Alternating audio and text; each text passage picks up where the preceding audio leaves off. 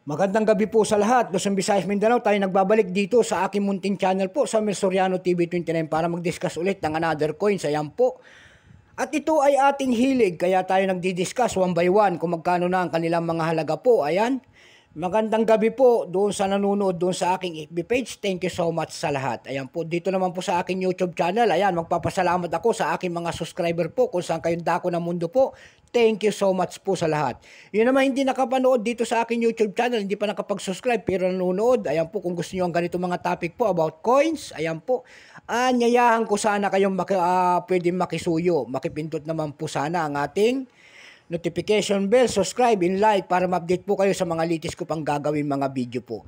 Malaking tulong na kasi yan sa inyong mga presensya po. Ayan. At magandang gabi po sa lahat ng kolektor. Ayan po. Ang pag-usapan po natin ay BSP. Ayan, BSP ang ating pag-uusapan. Year 2015 po. Ayan, ang ating pag-uusapan BSP.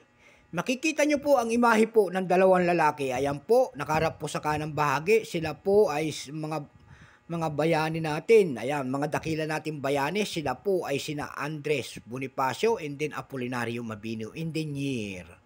And then mint mark at nakapaloob po Republika ng Pilipinas. Pagkatalikod natin, makikita nyo naman in the year 1993 ang pagtatag ng ating Bangko Sentral and then Catwill. Kung tawagin, dyan po nagbabasa ang ating mga kolektor kung anong dahiyan. Bago tayo magsimula, kilalanin mo muna natin siya. Siyempre, issue, Philippines po.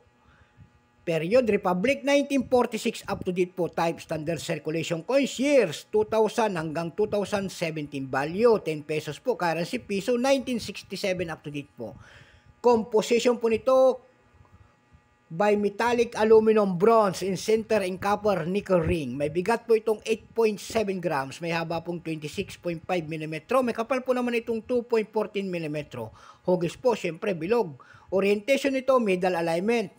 Number and dash 4519. Reference number KM-278. Ayan po.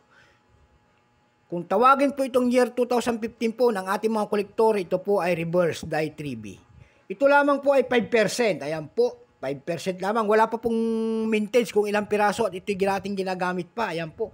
Pero may price na doon sa ating lumista.com. Yung kanyang extra fine, 15 pesos. Almost uncirculated, 17. Ang circulated nito ay nagkakahalaga lamang ng 25 pesos. Wala tayong makita mga price nito. Kung hindi, sa Carousel PH lang po. Sa Carousel PH po, may nagbebenta doon ng error coins. Ayan po. Ang seller po ay si Bong Escobar, 2,000. Ang kanyang binibenta po na error 2015 ay 5,000 pesos po ang halaga. Ayan po. Mayroon naman tayo nakita doon. Error coins din. Siya po ay, ang seller po ay si Bong Escobar pa rin. Ayan. 4,500 po yung kanyang 2015 naman. Ayan, so hanggang dito na lamang po ang aking paliwanag. Wala na tayong makikitang price. God bless po sa lahat and take care.